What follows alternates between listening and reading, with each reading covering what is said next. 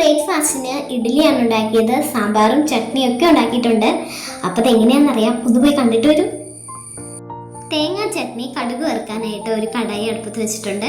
ഒപ്പം കുറച്ച് എണ്ണ ഒഴിച്ച് കടുക് ഇട്ട് കൊടുത്തു. നന്നായി പൊട്ടി വന്നപ്പോൾ കൊച്ചുള്ളി അരിഞ്ഞതും വറ്റൽ മുളകും കൂടെ ഇട്ട് കൊടുത്തിട്ടുണ്ട്. ഇത് നന്നായിട്ടൊന്ന് മൂത്ത് വരുമ്പോൾ ആവശ്യത്തിന് കറിവേപ്പിലയും ഇട്ട് കൊടുക്കാം.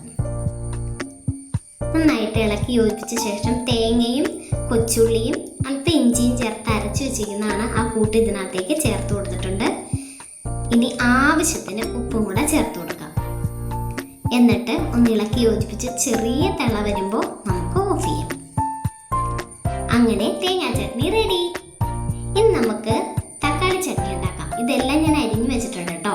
പച്ചമുളക്, അതുപോലെ സവാളയും കൊച്ചുള്ളിയും എല്ലാം അരിഞ്ഞു വെച്ചിട്ടുണ്ട്. തലേദിവസം അരിഞ്ഞു വെച്ചതാണ്. എണ്ണയിലേക്ക് ചേർത്ത് നന്നായിട്ടൊന്ന് വഴറ്റി യോജിപ്പിച്ചെടുക്കുക. തക്കാളിയും ചേർത്ത് വഴറ്റിയെടുത്തതിന് ശേഷം ചൂടാറിയതിന് ശേഷം ഒരു ജാറിലേക്ക് ഇട്ട് കൊടുത്തിട്ട് ഇതൊന്ന് നന്നായിട്ട് അരച്ചെടുക്കും.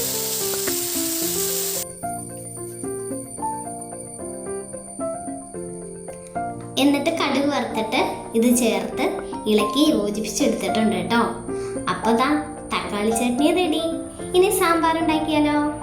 സാമ്പാറിൻ്റെ പരിപ്പ് തലേ ദിവസം വെള്ളത്തിൽ ഇട്ട് വെച്ചതാണ്. രാവിലെ കഴുകി വരിയെടുത്ത് അതിനകത്തേക്ക് പച്ചക്കറികളൊക്കെ അരിഞ്ഞ് വെച്ചിട്ടുണ്ട്. എല്ലാം ഒന്നുമില്ല, ഉള്ളതെല്ലാം അരിഞ്ഞ് വെച്ചിട്ടുണ്ട്.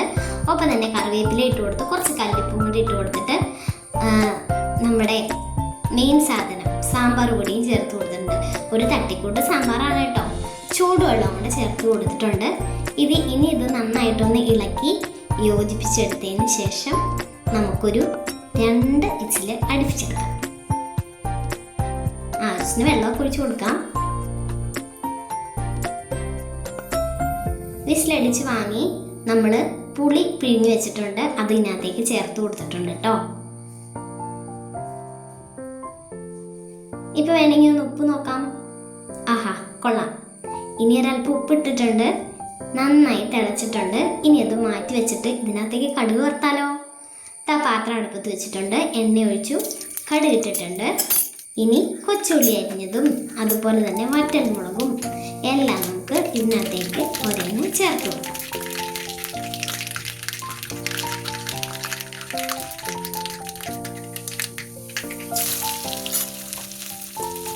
തീ കുറച്ചിട്ട് എല്ലാം ഒന്ന് മൂപ്പിച്ചെടുക്കണം.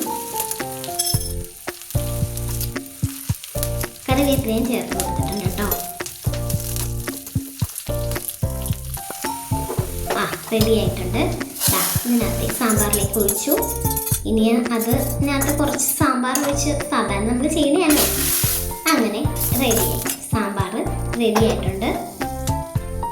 കൊള്ളാല്ലേ? ഇനി നമുക്ക് ഇഡ്ഡലി ഉണ്ടാക്കണ്ടേ? അപ്പോൾ മാവ് തലേദിവസം അരച്ച് വെച്ചേക്കുന്നത് നന്നായി പൊങ്ങി വന്നിട്ടുണ്ട് കേട്ടോ. ആവശ്യത്തിന് ഉപ്പും ചേർത്ത് നന്നായിട്ട് ഇളക്കി യോജിപ്പിച്ചെടുക്കാം. ആവശ്യത്തിന് എടുത്തിട്ട് ബാക്കി നമുക്ക് ഫ്രിഡ്ജിലിട്ട് മാറ്റാം കേട്ടോ. നമുക്ക് ആവശ്യത്തിന് മതിയല്ലോ. ഇത് മതി. അപ്പോൾ നമ്മൾ എണ്ണയൊക്കെ തടയതിന് ശേഷം നമുക്ക് ഇതിനകത്തേക്ക് ഇഡ്ഡലി തട്ടയിലേക്ക് കുറേശ്ശെ മാവ് ഒഴിച്ചു കൊടുക്കാം.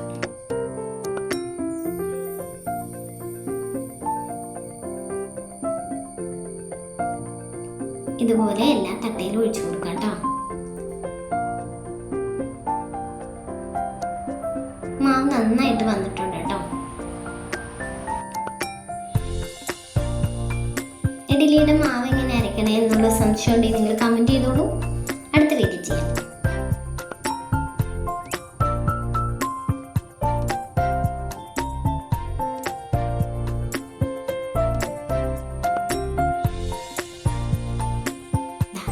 ഇത് നമുക്ക് ആവിയേറ്റാനായിട്ട് ഗ്യാസിലേക്ക് വെക്കാം.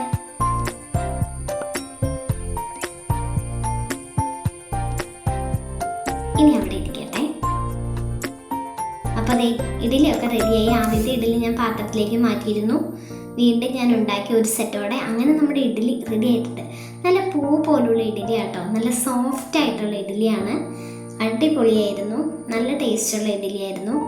അപ്പോൾ ഇതുപോലെ നല്ല മധുരമുള്ള സോഫ്റ്റുള്ള ഇഡ്ഡലി തയ്യാറാക്കുന്നത് എങ്ങനെയാണെന്ന് ഞാനൊരു വീഡിയോ ചെയ്യാവേ. അപ്പോൾ എല്ലാം റെഡി ആയില്ലേ? ഇനി കഴിക്കാം. ആഹാ, ഇഡ്ഡലി 3 ഇഡ്ഡലി ഞാൻ എടുത്തിട്ടുണ്ട്. ഇനി ചട്നി എടുക്കാം. തക്കാളി ചട്നി നല്ല ടേസ്റ്റാട്ടോ. എല്ലാം കൂടെ കൂട്ടി ഇഡ്ഡലി കഴിക്കുമ്പോൾ പ്രത്യേക ടേസ്റ്റാണ്. 2 ചട്നിയും സാമ്പാറും. സാമ്പാറിന് മുമ്പ് തേങ്ങ ചട്നിയല്ലേ ഒഴിക്കണ്ടേ? ഓക്കെ, നമുക്ക് തേങ്ങ ചട്നി ഒഴിക്കാം. കൊള്ളാലോ, അടിപൊളിയായിട്ടുണ്ടേ. നിങ്ങൾക്ക് വീഡിയോ ഇഷ്ടപ്പെട്ടിട്ടുണ്ടെങ്കിൽ തീർച്ചയായിട്ടും ലൈക്ക് ചെയ്യണേ. അതുപോലെ തന്നെ സബ്സ്ക്രൈബ് ചെയ്തൊന്ന് സഹായിക്കണേ. അപ്പോൾ ഞാൻ അടുത്ത് വീണ്ടും ഒരു നല്ല വീഡിയോ ആയിട്ട് വരാം. ബൈ.